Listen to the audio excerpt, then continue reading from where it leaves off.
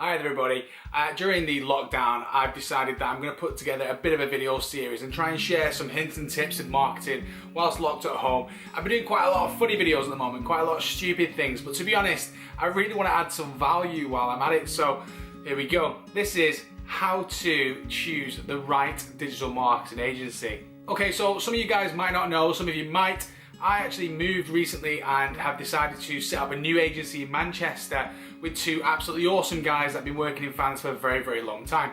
Now, we chose Manchester just because of how simple a location it is. It's right bang in the centre of the UK. You can serve absolutely anyone and anywhere within about 4.5 hours. I can be at their office and sat down with them, finding out what's going on with their business. With coronavirus and COVID-19 affecting all businesses right now, the problem is your staff may be at home or they may not be in the office and your resources may be limited. However, there's more customers than ever searching on their mobile phones, searching on their websites, hitting your stores or coming across your adverts than ever before, and they are still spending. Now, it might not be the same purchases as previously, but a lot of the time, you know, I still know people that are buying products online, hitting Amazon, hitting stores, looking for gym equipment, looking for things that they would usually have to hand out of the home. So it's more important than ever to be focusing on your digital marketing strategy.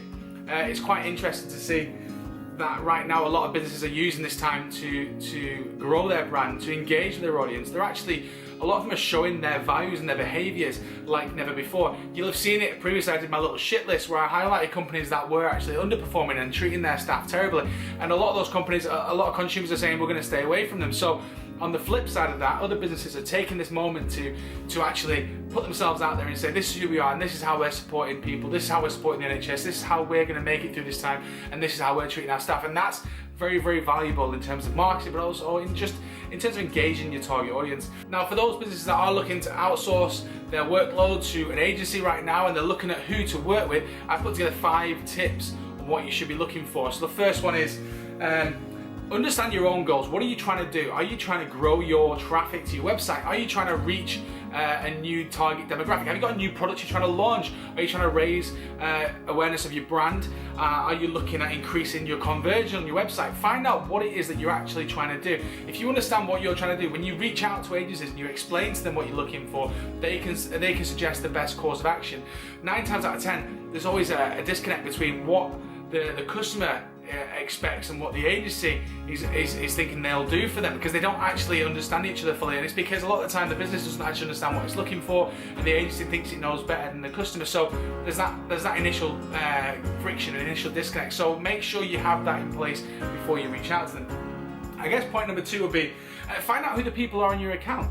Now, working in agencies myself, as an account manager, I would communicate with the companies, I would communicate with the stakeholders and the directors, and I'd be chatting to them regularly, but I wasn't the one that was actually working on the account. You know, you had a team of people behind me who were looking after social, who were looking after SEO, who were looking after all these different areas and segments. So ask the company, who will be working on my account? Find out who they are, understand their skill set. If you understand the team behind it, it'll give you a better inclination as to whether they're right for your business, whether you should be working with them.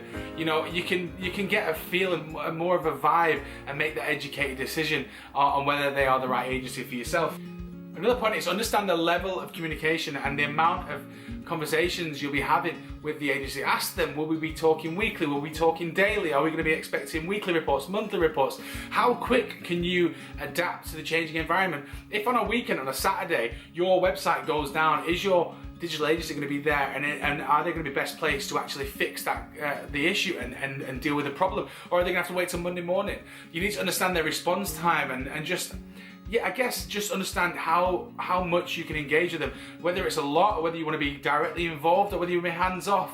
If you're hands off, you're still going to want to get those reports, so you're still going to expect them. So from the very outset, ask them, how often will we be communicating with each other? I guess point number 4 would be speak to the agencies and find out who they've worked with before. Understand who their previous clients are. Now, digital marketing agencies will all say the same thing. They can all do the same things.